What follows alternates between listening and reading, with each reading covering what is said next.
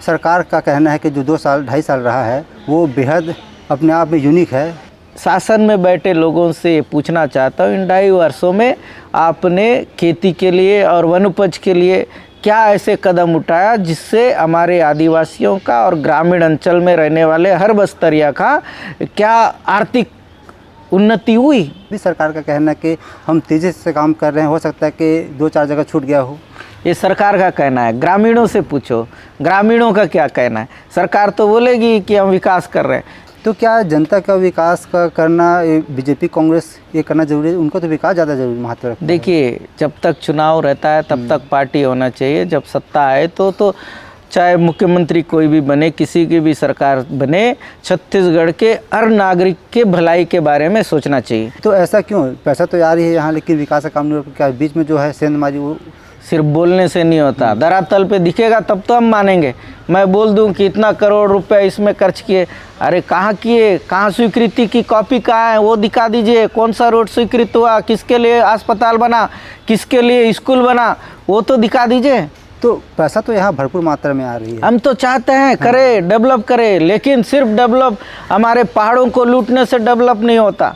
छत्तीसगढ़ में विष्णुदेव साय आदिवासी समाज से आते हैं, उनके लिए बेहतर काम करने के मतलब प्रयास कर रहे हैं और कांग्रेस को लेकिन दिख नहीं रहा है। देखिए, हमें उम्मीद थी छत्तीसगढ़ में आदिवासी मुख्यमंत्री बना, चलो विष्णुदेव साय जी हमारे आदिवासियों के बारे में सोचेंगे, लेकिन आदिवासी समाज के लोगों से आप जाकर पूछिए कि हमारे आदिवासियों के लिए कितना उनके द्वारा सोचा जा रहा है या योजना बनाया जा रहा है, उनसे पूछिए। रोड, नाली, पानी और बिजली की है, तो इस पर काम करने के लिए बहुत ज़्यादा ज़रूरत है। अगर सरकार काम नहीं करेंगी तो फिर कैसे डेवलप हो जाएगा? हाँ, ये सही आपने सवाल किया, क्योंकि यहाँ पर 15 साल में तो कुछ हुआ नहीं था, बिजली नहीं लगी थी, लेकिन हमारी सरकार ने डीएमए मत से आज जब आप जाओगे कोंटा से लेकर गोल्लापल्ली तक, गोल्लापल्ली से लेकर बुरकापाल तक, बुरकापाल से लेकर जाओगे आप चिंतलनार तक, चिंतलनार से सिलगेर तक जाओगे ना, डीएमए मत से स्वीकृत कराकर बिजली देने का काम किया। नगर निकाय के चुनाव से ठीक पहले आप पर एक बार फिर से ईडी की कार्रवाई की जाती है, जिसके चलते चूँकि नगर निकाय के चुनाव में इस बार बीजेपी को बहुत ज़्यादा फायदा हुआ है, तो किस प्रकार से इसको देखते हैं? एक साजिश है, सच्चाई है, क्या है?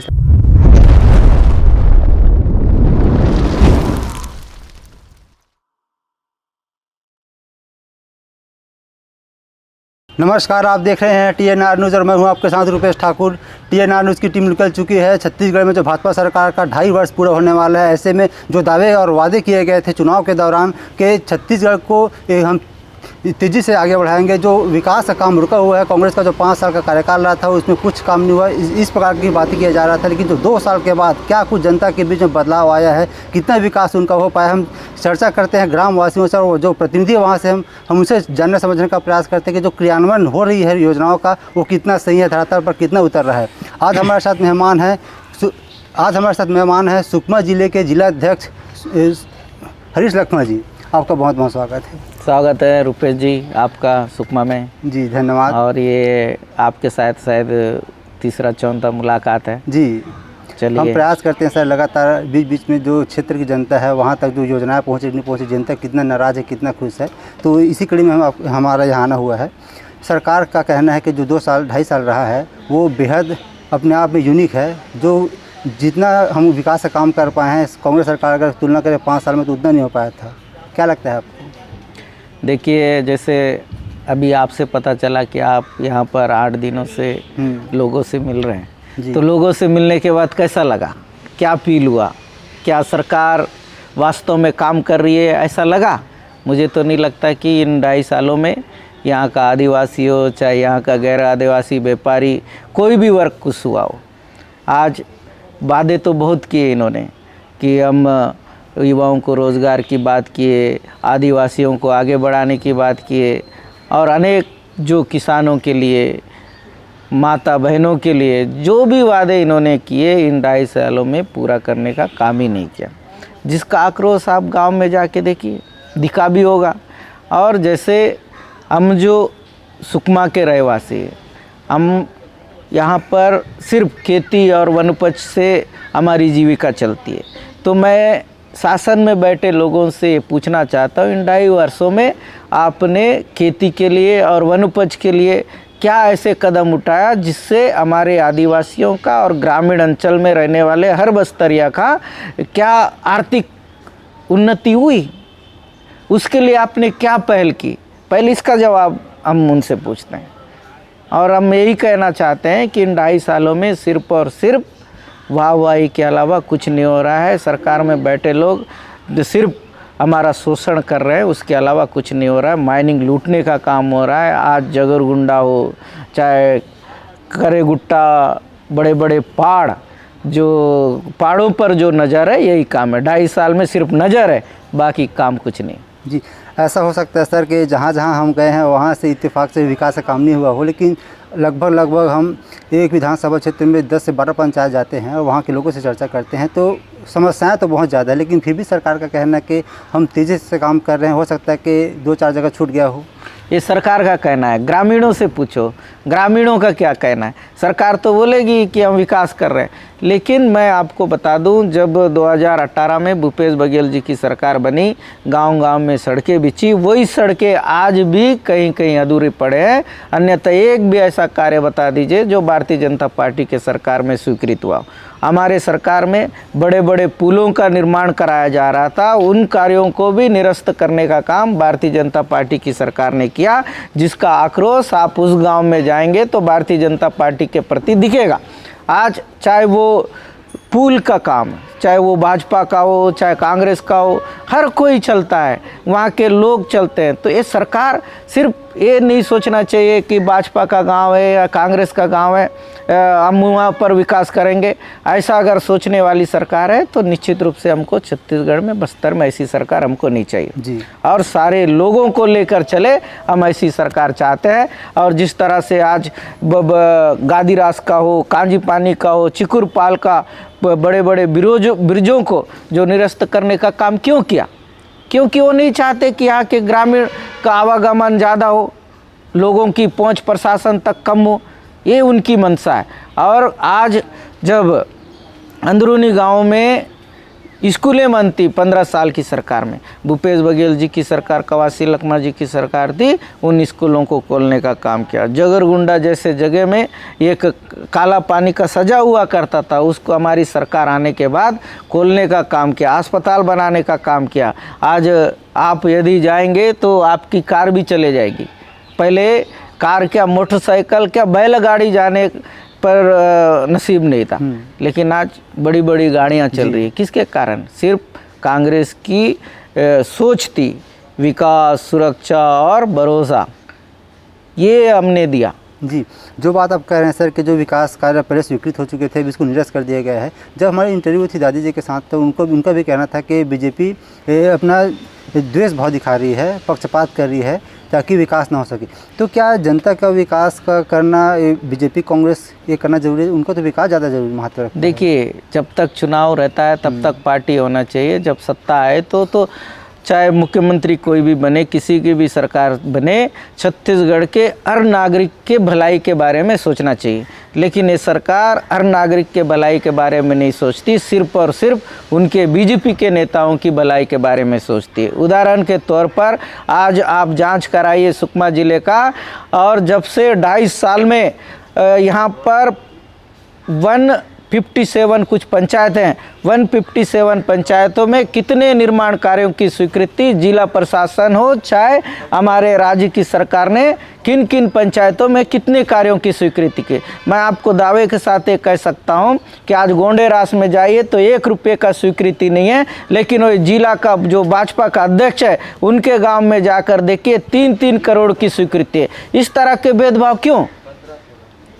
तो इससे साफ जाहिर होता है कि ये भारतीय जनता पार्टी के लोग सिर्फ भेदभाव की राजनीति करते हैं, चाहे वो विकास कार्यों में हो, चाहे जाति और धर्म में हो, अनेक हर चीज़ में भेदभाव करने का काम करते, विकास का काम नहीं करते। आज देखिए, हमारी जो सबसे ज़्यादा आय का जो जीविका है, आय का स्रोत है, वो है तेंदुपत्ता। आज तेंदुपत्ता सड़ जा रहा है, खराब हो गया, लेने वाला कोई नहीं है, और कोचिया लोग आज उड़ीसा में बेच रहे हैं। अब ग्रामीणों को पैसा नहीं मिलेगा तो कुछ ना कुछ तो करेगा, हम उस पर नहीं जाते। लेकिन आज सरकार को 15 दिन का वादा किया था कि हम 15 दिन तेंदुपत्ता खरीदेंगे, लेकिन 1 दिन भी तेंदुपत्ता नहीं खरीदा।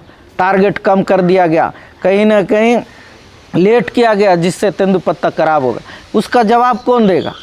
हम नकदी की बुक मांग करते हैं। आज गाँव में सुरपनगुड़ा गांव है, पुअर्ती गांव है, वहाँ पर खाता ही नहीं है, तो आप खाते में कैसे पेमेंट करोगे?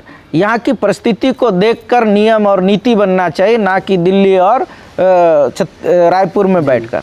आज देखिए, जब से ये 2.5 साल की सरकार, 2.5 साल में तो जितना लोग परेशान हैं आप लोगों से पूछ लिए होंगे।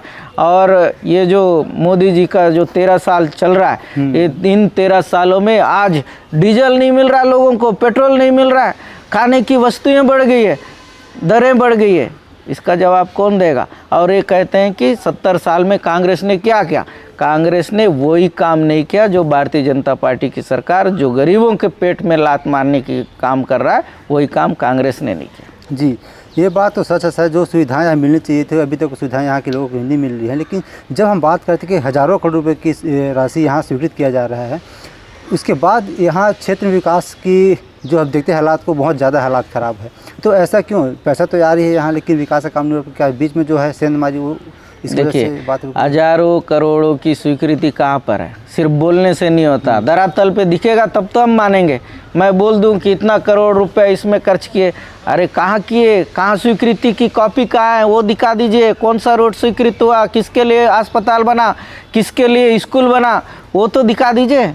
बात करने से नहीं होता। ये सिर्फ जैसे मोदी जी बड़े बड़े वादे और बातें करते, इसी तरह से विष्णुदेव साय जी की सरकार भी बड़े बड़े वादे और बातें करने वाली सरकार है, धरातल पे काम करने वाली सरकार नहीं है। 2030 तक बस्तर को डेवलप्ड बस्तर बनाने की बात चल रही है। अमित शाह जी यहाँ फिर से एक बार बस्तर आने वाले हैं। लगभग 100 से ज़्यादा करोड़ रुपए की यहाँ लागत स्वीकृत करने वाले हैं। तो पैसा तो यहाँ भरपूर मात्रा में आ रही है। हम तो चाहते हैं करें, डेवलप करें, लेकिन सिर्फ डेवलप हमारे पहाड़ों को लूटने से डेवलप नहीं होता। वहाँ के लोगों को रोज़गार दो, वहाँ के लोगों की आर्थिक स्थिति कैसे बढ़ेगी उस पर विचार कीजिए। सिर्फ पहाड़ लूटकर अपने दोस्तों को माइनिंग का लीज देने से डेवलप नहीं होगा। सिर्फ बड़े बड़े आप रेल लाइन लगा दोगे, एयरपोर्ट लगा दोगे, इसका मतलब डेवलप नहीं है। अगर सही मायने में आप विकास चाहते हैं, लोगों की उन्नति चाहते हैं, तो तेंदुपत्ता का रेट बढ़ाइए, महुआ का रेट बढ़ाइए। जो हमारे आदिवासी भाई हैं जो पढ़े लिखे नहीं है, उनके जीवन का भी साधन आप खोजिए, ये हमारी मांग है। जी सर, अलग अलग ग्राम पंचायत में हम जाने का प्रयास किए हैं। कुछ ऐसे दूरांचल क्षेत्र है, जो गाँव हैं, वहाँ भी हम पहुँचे तो वहाँ पैदल चलना भी मुश्किल है। तो वहाँ तो गाड़ी जाने की दूर की बात है। तो उनसे हम चर्चा की तो उनका कहना कि जो पहाड़ के बीच में जो रहता है गड्ढा, वहाँ से हम पानी पीते हैं, और जब किसी की तबीयत ख़राब हो जाती है तो उसको उठा के लेके जाते हैं बोह के। तो अगर ये इस प्रकार की हालात है, वही चीज़ तो हम कह रहे हैं। जब छत्तीसगढ़ बना, छत्तीसगढ़ बनने के बाद 3 साल, मात्र 3 साल कांग्रेस की सरकार थी और 15 साल भारतीय जनता पार्टी की सरकार। और उसके जब से छत्तीसगढ़ बना है तो सबसे अधिक राज किसी सरकार ने किया तो भाजपा ने किया है। तो उसके बाद भी यदि लाल पानी पीने के लिए लोग मजबूर हैं, तो इससे बड़ी दुख की बात क्या हो सकती है। और यही भाजपा के लोग बोलते हैं कि कांग्रेस ने क्या किया, कांग्रेस ने क्या किया। अब भूपेश बघेल जी की सरकार ने तेंदुपत्ता का रेट बढ़ाया, किसानों को दाम देने का काम किया, जो भूमिहीन किसान है उनको पैसा देने का काम किया, सामाजिक को भी आगे बढ़ाने का काम किया, ताकि आदिवासियों की संस्कृति परंपरा बनाए रहे।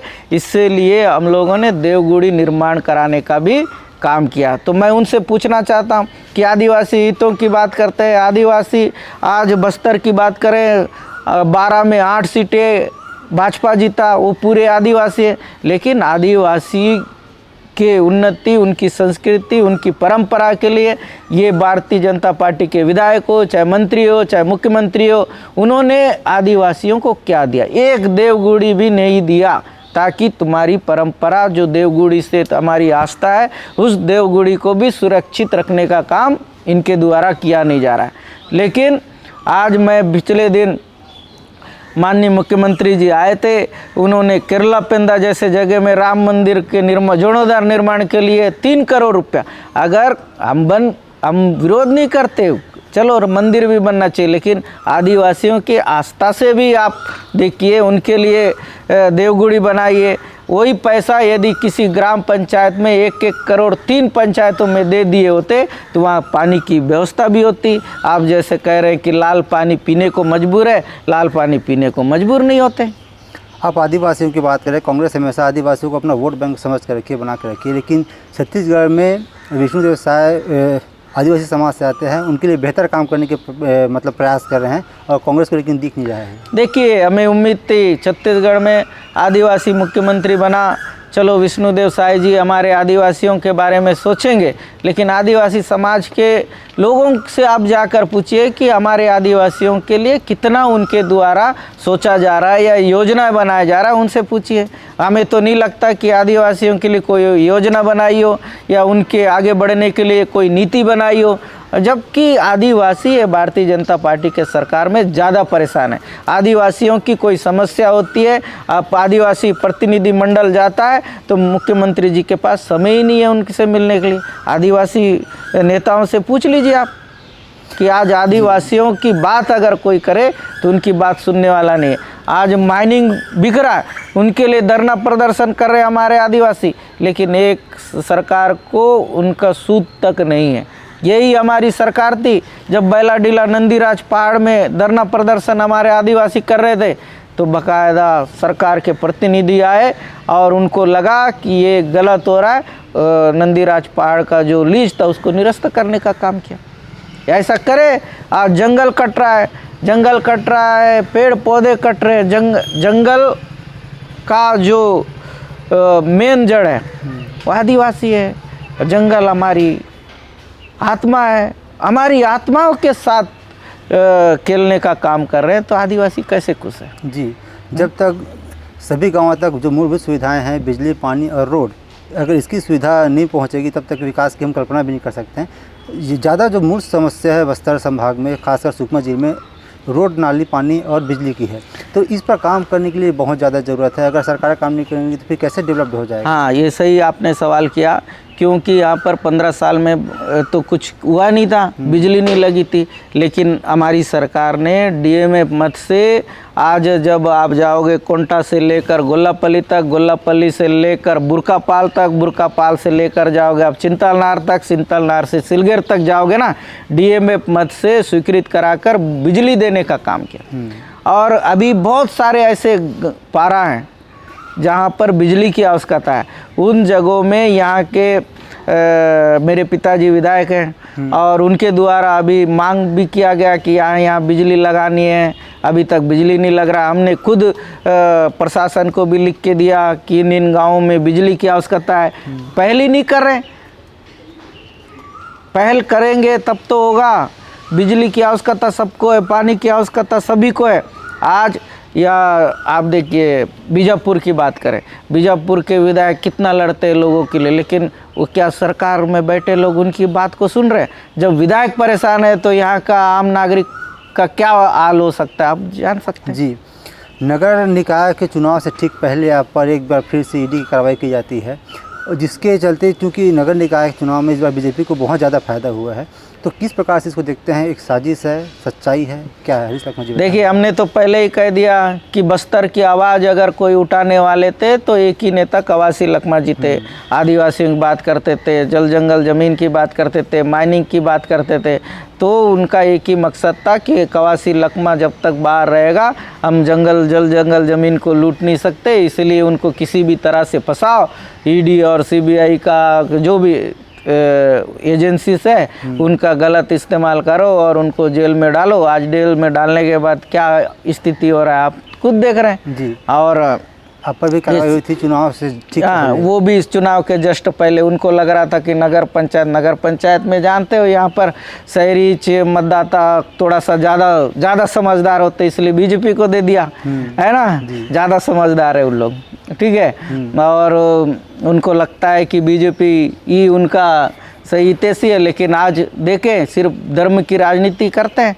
शहर में जो थोड़ा ज़्यादा जाति धर्म ज़्यादा चलता है, इसलिए उन्होंने जीता होगा, लेकिन ग्रामीण क्षेत्र में उनकी जो मंशा थी सुकमा ज़िले में, यहाँ पर भी जिला पंचायत जीतने की, लेकिन हमारा जो गठबंधन राज मोर्चा, बस्तर राज मोर्चा और कांग्रेस का, इस गठबंधन से यहाँ पर फिर से ये साबित कर दिए कि आप जितने भी कार्रवाई करो, इस कार्रवाई से कोई हमें फर्क पड़ने वाला नहीं है।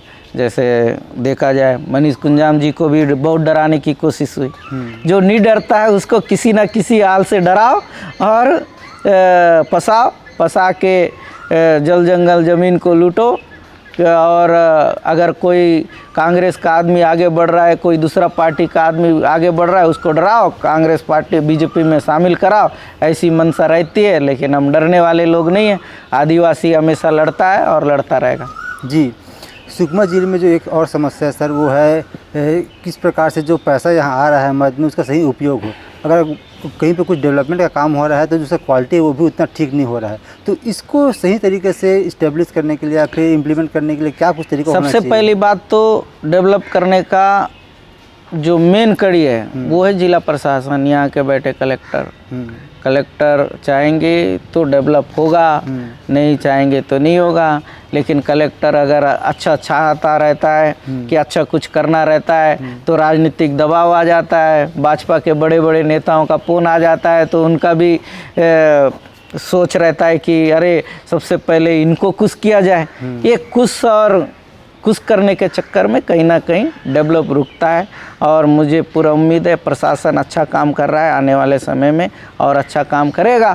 हमारी भी मंशा है कि अच्छा काम हो, यहाँ के लोगों के लिए अच्छा व्यवस्था हो, ताकि देखो सरकार आते जाते रहती है, लेकिन अधिकारियों को भेदभाव के निस्वार्थ भाव से काम करके यहाँ के जनता का दिल जीतना चाहिए। मैं ये चाहता। जी, नक्सलवाद का खात्मा छत्तीसगढ़ से हो चुका है।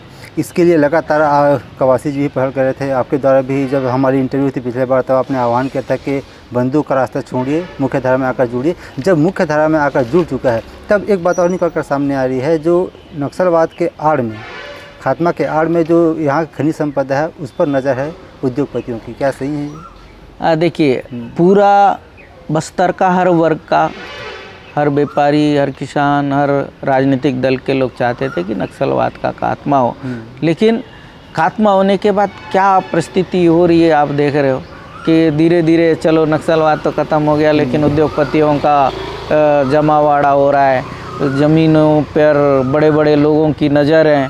तो देखिए, 40 साल पहले पंजाब में आतंकवाद था, आतंकवाद ख़त्म हुआ, लेकिन वही 40 साल के बाद वहाँ पर ऐसा क्या निर्मित हो गई कि वहाँ पर एक निर्दलीय विधायक जो उस विचार को पसंद करता हो, उस विचार को अपनाया हो, वो निर्दलीय सांसद बन जाता है। वो स्थिति यहाँ पर निर्मित ना हो, इसके लिए सरकार को चाहिए कि यहाँ पर लोगों के मंशा अनुरूप पेशा कानून में जो अधिकार प्रावधान दिए हैं, उन पेशा कानून के अंतर में रहकर यदि काम करेंगे तो निश्चित रूप से यहाँ के लोगों का भला होगा, हमारा जल जंगल ज़मीन भी सुरक्षित रहेगी।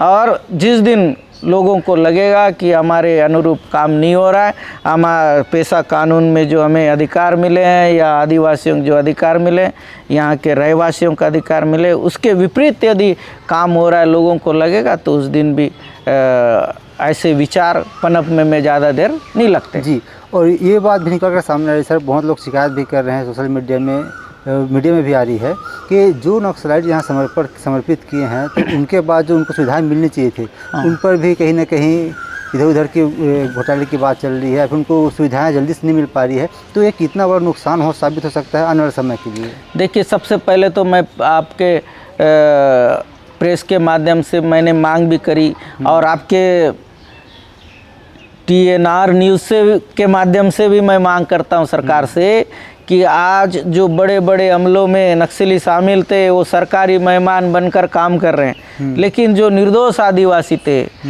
जिनको फंसाया गया, उन लोगों ने भड़काया उनको कि तुम ऐसा करो, और आज वो सरकारी मेहमान रहकर काम कर रहे हैं। और जो लोग वास्तव में मजबूरी में, गरीबी में और भटके हुए, उसके बाद उन पर फर्जी एफआईआर दर्ज करके जेलों में बंद है। सबसे पहले मैं सरकार से यही मांग करता हूं कि जो निर्दोष आदिवासी जेलों में बंद है उन्हें छोड़ा जाए। अब नक्सल मुक्त हो गया तो नक्सली रहे कहाँ, तो उनको भी केस से बरी कर देना चाहिए ताकि वो अपना जीवन यापन गाँव में अच्छे से कर सके। बच्चों, आज अगर हम ट्रायल की बात करें, कोर्ट की बात करें, कितना पैसा लगता है छूटने में, अगर सरकार को पहल करनी चाहिए। नक्सली ख़त्म हो गए हैं, जो नक्सली फर्जी नक्सली के नाम पर जो जेलों में बंद है उनको छोड़ने की पहल होनी चाहिए। आज बहुत सारे ऐसे नक्सली भी हैं जो नक्सल विचारधारा छोड़कर मुख्य धारा में आए, भटके हुए लोग थे। आज उनको रहने की सही व्यवस्था भी नहीं है, उनको व्यवस्था भी देना चाहिए। और हमारे जो जेलों में बंद आदिवासी उनको भी छोड़ा जाना चाहिए। इसको लेकर यदि सरकार पहल नहीं करेगी तो हम आने वाले समय में आदिवासी जेलों से छूटे, इसके लिए भी हम मुहिम चलाएंगे। जी, जिस प्रकार से बिजली के बिल में बढ़ोतरी हुई है और चूँकि फिर से एक बार किसानी का दिन आने वाला है, तो जो पिछले बार खाद की बहुत ज़्यादा समस्या हो गई थी, पानी की तो समस्या है ही, तो इसको देखते हुए क्या कुछ व्यवस्था सुकमा में होना चाहिए, आपको क्या? यही तो सुशासन ये नहीं है। आज बिजली की दरें बढ़ी है, बिजली की दरें बढ़ी तो सबसे ज़्यादा मार किस पे पड़ा? गरीब पे। और पेट्रोल की दामें बढ़ी, सबसे मार पड़ा तो किस पे? गरीब पे। आज महंगाई बढ़ गई तो सबसे ज़्यादा अगर मार पड़ा है तो किसान और गरीब पे मार पड़ा है।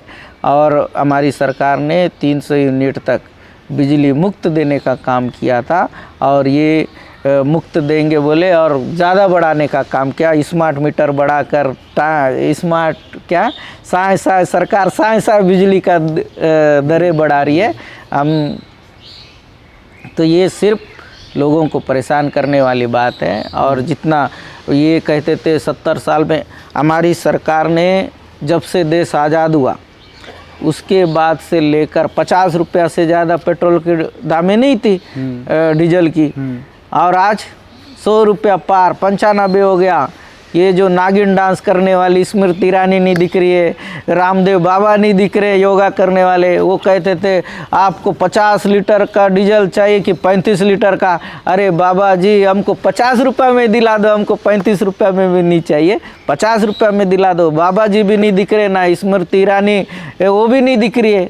ये सब देखो, बाबा राम जी तो मोदी सरकार के खिलाफ बोल ही नहीं सकते क्योंकि इतना हजारों करोड़ों का कंपनी बना लिए है ना। लेकिन स्मृति ईरानी को तो कम से कम बोलना चाहिए क्योंकि उन्होंने वो राजनेता है, उन्होंने 2-3 बार सांसद भी बनाया, तो लोगों की बात उनको रखनी चाहिए। जी, अगर नक्सलियों का खात्मा हो चुका है सर, तो क्या लगता है जो नेता हैं उनके जो फॉलोअप या जो काफिला है उसमें भी कटौती होनी चाहिए ताकि जनता को लगे कि हाँ, नक्सलवादी जो है विचारधारा खत्म हो चुकी है, अब नेता भी सुरक्षित है, आम जनता भी सुरक्षित है। देखिए, तो सरकार का मामला है, सरकार को रिव्यू करना चाहिए, किसको किस कैटेगरी का सुरक्षा देना, क्या करना, ये तो सरकार के ऊपर है। और निश्चित रूप से अगर लगता है कि नक्सलवाद ख़त्म हो गया और सब शांति है तो निश्चित रूप से इस पर पहल करना चाहिए, ये तो सरकार के ऊपर है। जी, अब आप जिला अध्यक्ष बना दिए गए हैं सर, तो आपके ऊपर बहुत बड़ी जिम्मेदारी बन चुकी है क्योंकि जो भी समस्याएं हैं, चूँकि सत्ता में भाजपा है और आप अपोजिशन में हैं, तो जनता के हित के लिए लड़ाई लड़ना, उनकी मांगों के लिए खड़ा रहना अब आपकी जिम्मेदारी बन जाती है जिला अध्यक्ष के रूप में। तो इसको किस प्रकार से आप देख रहे हैं, कैसे इसको सामना करेंगे, निर्वहन करेंगे आप? निश्चित रूप से जब से राजनीति में आए तब से तो हम लोगों की बात कर ही रहे हैं। अभी जिम्मेदारी मिली है संगठन की, संगठन को भी मजबूत करना है और जो भारतीय जनता पार्टी का गलत नीति है उनको भी उजागर करना है और लोगों का ज़्यादा से ज़्यादा काम हो, इस पर भी हमको काम करना है। और भारतीय जनता पार्टी ने जो मैनिफेस्टो में वादा किया था उन वादों को निभाए, ये हमारी मांग है। और जब भी यहाँ पर सुकमा में हमको लगा कि सरकार के द्वारा या फिर यहाँ के प्रशासन के द्वारा या फिर भाजपा के लोग जो सत्ता का गलत उपयोग कर रहे हैं, तो जब भी लगा हम विरोध करते आए हैं, आगे भी करेंगे। और जनता के हित में जनता जब भी हमें कहेगी हम उनके लिए काम करेंगे कि जनता हमारे लिए सर्वोपरि है। और आप तो जानते हैं कि कवासी लखमा जी हमेशा जनता की बात और जनता की आवाज़ बनकर काम किया, इसी तरह से हम भी जनता की आवाज़ और जनता के लिए हम काम करेंगे। और आने वाले समय में ये ऐसे भारतीय जनता पार्टी का जो कुशासन है उसके खिलाफ में हम बड़े रूप से आंदोलन भी करेंगे। हमारे संगठन को आगे बढ़ाने के लिए गांधी जी के विचार को जो भारतीय जनता पार्टी तोड़ना चाहती है, हटाना चाहती है, हम उनके विचारों को बनाए रखने के लिए गांव-गांव में काम करेंगे, क्योंकि गांधी का ही विचार देश को आगे बढ़ा सकता है। भारतीय जनता पार्टी और गोडसे का विचार नहीं बढ़ा सकता। आप इसका उदाहरण देख सकते हैं, आज गोडसे का विचार वाली जो सरकार चल रही है 13 सालों में देश का क्या हाल हो गया। चूँकि सरकार का 2.5 वर्ष लगभग पूरा होने वाला है सर, अब 2.5 वर्ष बचा हुआ है, तो क्या हम आने वाले समय के लिए मान के चल सकते हैं कि आपको एक बड़ी और नई जिम्मेदारी मिल सकती है आने वाले समय चुनाव में? देखिए, नई और बड़ी जिम्मेदारी क्या है, हम छोटे से कार्यकर्ता हैं, हमें जिम्मेदारी मिली है और जिम्मेदारी मिले नहीं मिले, हम तो 2006 से ही काम कर रहे हैं, जिम्मेदारी मिली है समझो, और जिम्मेदारी के साथ हम काम करेंगे। आने वाले समय में फिर से हमारा विधायक हम जिताएंगे और ज़िले में जो कांग्रेस का वर्चस्व है उस वर्चस्व को बनाए रखने का काम हम करेंगे। जी, एक आखिरी सवाल सर, किस प्रकार का डेवलपमेंट और किस क्षेत्र में आप विशेष रूप से चाहते हैं ताकि सरकार इस पर काम करे, ध्यान दे, उनका विकास हो सके? हम सबसे पहले तो जो अंदरूनी गाँव में आज सड़कें नहीं हैं, सड़कें बने, वहाँ पीने के लिए पानी नहीं है, पानी बने, वहाँ पर हमारे बच्चों को पढ़ने के लिए स्कूल नहीं है, शिक्षक नहीं है, शिक्षक की व्यवस्था हो, स्कूल की व्यवस्था हो। और जब सड़कें बनेगी स्वास्थ्य सुविधाएं भी पहुँचेगी, आज स्वास्थ्य सुविधाएं पहुँचे, ये हम चाहते हैं। जैसे छिंदगढ़ है, सुकमा का कुछरिया है, तो ये पहले से सड़कें बनी हैं और यहाँ पर लगभग विकास तो बहुत, देखो विकास का पैमाना को आप तोल ही नहीं सकते कि हर क्षेत्र में अलग अलग है। तो आज सबसे ज़्यादा अगर हमको तेज़ी से कुछ काम करना है तो कोंटा ब्लॉक में करने की ज़रूरत है। और कोंटा ब्लॉक में क्योंकि बहुत सालों से नक्सलवाद का दंश झेल रहा था, वहाँ के लोग बहुत सुकमा तक आने के लिए घबराते थे, तो आज ऐसी स्थिति नहीं है। तो इस स्थिति का ध्यान रखते हुए वहाँ पर सड़कें बने, स्कूल की व्यवस्था हो, स्वास्थ्य अमला की व्यवस्था हो और वनोपज की सही दाम मिले, ताकि आदिवासियों का जब तक हम उनको आर्थिक स्थिति से मजबूत नहीं करेंगे, आप 1000 मातारी वंदन दे के क्या साबित करना चाहते हो, लेकिन अगर मेहनत करने वाले लोगों को सही दाम दोगे तो 1000 क्या अच्छे से काम करेंगे तो हम साल में 50,000 60,000 रुपया कमा सकते हैं। जैसे पिछली सरकार ने हमारे गोबर को भी खरीदने का काम किया। आपको बता दूं, पाकेला में एक दमत्री करके एक अपना मित्र है, उनका भाई सिर्फ गोबर बेचकर 70,000 का अपनी वाइफ के लिए सोना खरीदा। ऐसी व्यवस्था करे सरकार ताकि आदिवासी वनोपज बेचे, गाड़ी खरीदे, ट्रैक्टर खरीदे, सोना खरीदे, ये हम चाहते हैं। जी, आपका बहुत धन्यवाद सर, समय निकला हमारे साथ चर्चा की, इसके लिए आपका दिल से धन्यवाद। जाते जाते हमारे माध्यम से कुछ संदेश देना चाहेंगे सुकमा जिले की जनता को? TR न्यूज़ के माध्यम से मैं यही कहना चाहूँगा कि हम सब मिलकर सुकमा ज़िले की उन्नति और विकास के लिए काम करें। सारे जाति धर्म भूलकर हम एक इंसानियत के नाते पर अपनाते हुए सुकमा का विकास करें और सारे लोग मिलकर काम करेंगे तो निश्चित रूप से सुकमा के विकास में कोई बाधा नहीं आ सकती। और यहाँ के युवाओं से मैं अपील करता हूँ, क्योंकि जो स्तर पर आप अपना सेवा सुकमा ज़िले के लिए दे सकते हैं, चाहे राजनीतिक के स्तर पर हो, चाहे प्रशासनिक स्तर पर हो, समाज सेवा के माध्यम से दे सकते हैं, ऐसे दीजिए। मैं आप सबसे यही अपील करता हूं। धन्यवाद, नमस्कार। सरकार का कहना है कि वो लगातार काम कर रही हैं। 2.5 साल पूरे होने के बाद जो विकास का दौर छत्तीसगढ़ में बह रहा है वो अपने आप में एक बेहतर स्थिति में लाने के प्रयास है। लेकिन हम जब पहुंच रहे हैं क्षेत्र में कितना विकास हो रहा है, जनता क्या क्या कहना है, वो इससे थोड़ा सा विपरीत है। बेहतर काम करने की ज़रूरत है छत्तीसगढ़ की जनता को। उनकी जो उनका जो अधिकार है उनको मिलना चाहिए, जो सुविधाएं उनको मिलना चाहिए। इसी प्रकार में हम लगातार अलग अलग क्षेत्र में जा रहे हैं, जनता से चर्चा कर रहे हैं और जहाँ जो समस्या है उसको उठाने का प्रयास कर रहे हैं। साथ ही इस कार्यक्रम में इतनी ही। नमस्कार।